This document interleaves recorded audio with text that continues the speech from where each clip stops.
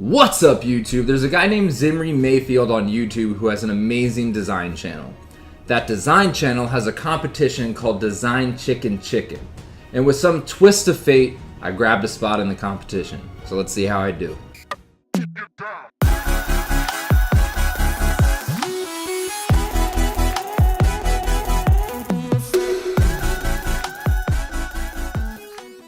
So for the first round, we had 3 days to design a logo and a flyer for an emerging Japanese restaurant in Kyoto, Japan. In the first round of 64, I was put head to head against a guy named Jorge from Peru. With only 3 days, I was pretty terrified, but f*** it, I tried it anyways. Alright guys, so I received the brief pretty late, so I just started throwing swipe on a mood board, hoping to get my mind, kind of percolating. That's a word, right? Think so. So day one was dedicated to designing the logo. Typically I'd spend days just sketching logo ideas, but for this, I had an hour before I needed to basically hit the computer. So I came up with about these 8 ideas, and that's kind of where we got before we had to hit the computer and just try something out. So the first thing I did was to vectorize the Japanese characters for the name of the restaurant, because I knew even if I didn't use this in the logo, I would need to use this at some point potentially in the flyer piece. Then I put it in kind of a nice little holding shape, and then I thought, okay, for the logo, maybe a red circle, because that's so iconic to Japan. Maybe that's a good place to start. And the restaurant, called Sakana Tengoku, I probably butchered that, basically means fish heaven. And so my first idea was this kind of fish jumping over the Japanese circle with a little halo and stuff like that. My only problem with that logo was that I thought everyone would do that. I mean, this is a competition of 64 people all using the exact same brief. So having a halo on a fish is probably what a majority of people were going to lean towards. So I knew I had to kind of switch it up a little bit more. Then I made this cute little illustrative sushi, which, I kind of liked. And I was like, I'm going to make that into something. I don't know what yet, but I'm going to do it. So then I illustrated it and I was like, okay, I'm going to use that sushi as the midsection of this fish. These first fish iterations were awful. And I just couldn't get it right. I messed with, do I have to add fins to it to show it's a fish? The head, do I simplify? How does the tail come off the sushi? It was a struggle. And I didn't like how it looked. It looked very mediocre to me, but I liked the overall concept. So I called up my girlfriend, sent her these pictures and was like, hey, what do you suggest? What's looking good? And so for this particular one, she's like, I love the little sushi. They're so cartoony, but the fish doesn't match the style. And I'm like, oh, of course. The style of the head and the tail does not match the style of the cartoony sushi. So the first thing I did was I immediately hit up a big part of Japanese culture, which is anime. And so I decided by using the thick line work in anime, I could give the logo kind of a anime treatment that would all feel cohesive and the same style. And so that led me here, where it's kind of, just simplifying shapes, utilizing, large eyes and those bold outlines that you find in anime to kind of create that fish and that tail.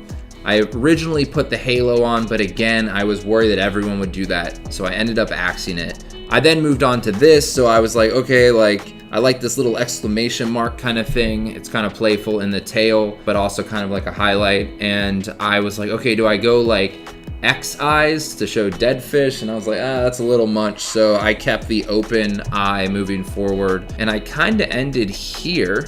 So this was my, on white version. So this is my color version of it. And then I was like, I really love that red. That red is so ingrained in Japanese culture as well. So I flooded the page with red and continued on my logo on red. And I think it turned out pretty good.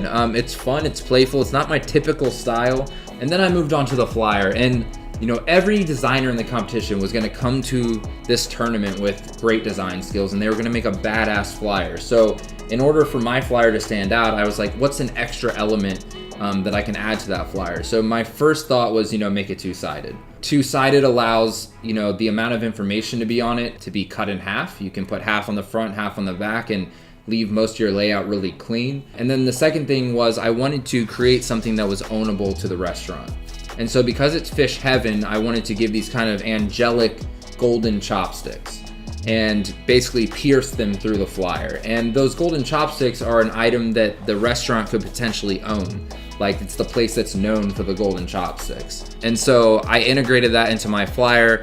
I came in with a quick little headline, chop chop, because this flyer was for this grand opening event that was gonna have like a eating competition. That was kind of where my thinking was for that. Again, kept it very simple, took the sushi out of my logo and kind of stacked it and let that be a design element on its own. I think especially with a limited amount of time, like taking elements on the thing that you spent a lot of time designing on and deconstructing it to be big and bold on your layout is a way to, you know, keep time in your favor. And so that's what I did on my flyer, and that's what we came up with. And then, well, I submitted the goods in hopes to not make a fool out of myself on these episodes. I mean, he has over 300,000 subscribers, and there would probably be quite a bit of eyes on this. So I know you want to be one of those eyes. So let's check out my first matchup from Zimri's video. Next up, we have Kevin Pez Dispenser Forrester. I own over 200 Pez dispensers. He took it from my bio. Of Jorge, the song seer Ramos. Let's start with what Jorge. Kevin did. Here is his logo. I really like having the fish chopped up like that. And here is his flyer. And here's what Kevin had to say. I created a playful logo inspired by the thick line work of Japanese anime. Zimri's the fucking best, guys. Like, he's hilarious. Culture. If you don't follow Zimri, you should follow his channel today. It's pretty amazing, especially if you're interested in anything design. An item that gives a slight angelic nod to fish heaven, while creating a featured element that could be ownable to the restaurant, even past the event. Very good job, Kevin. Let's see what your opponent did. This is from Jorge Ramos. Here's his logo, and here is his flyer. Jorge says, I chose the font style based on that overlay thing is really nice. The red That's circle cool. with the white represents a bubble underwater that's rising to the surface. I like his little type on the side too. I think that's lastly, pretty cool. The white within the bubble is actually a representation of a fish scale. So in theory, there's a full circle going on within the logo. The flyer is inspired by old paper prints used to wrap fresh fish from the market. Oh, that's an interesting concept. All right, Jorge, awesome work. Design Champos. Who won? You decide. Epic rap. That was a tough matchup. So what I really loved about Jorge's design is that he used that kind of overlay to give a lot of depth, and there was just an interesting feel to it. It also felt super clean, and he had this like nice little type very delicately on the side that like a lot of people wouldn't notice, but that's such a nice little design touch. So major props to Jorge. Like, amazing competition, super fun, and great first adversary. And I just want to thank everybody for all the support. There's such kind words from his community. The voting poll says I took in 66% of the votes in that matchup. So I will be moving on to the next round. Super stoked about it. I'll have to keep you guys posted. Definitely head over to Zimri's channel to see more episodes of the competition. I think there's something like 6 or 7 episodes.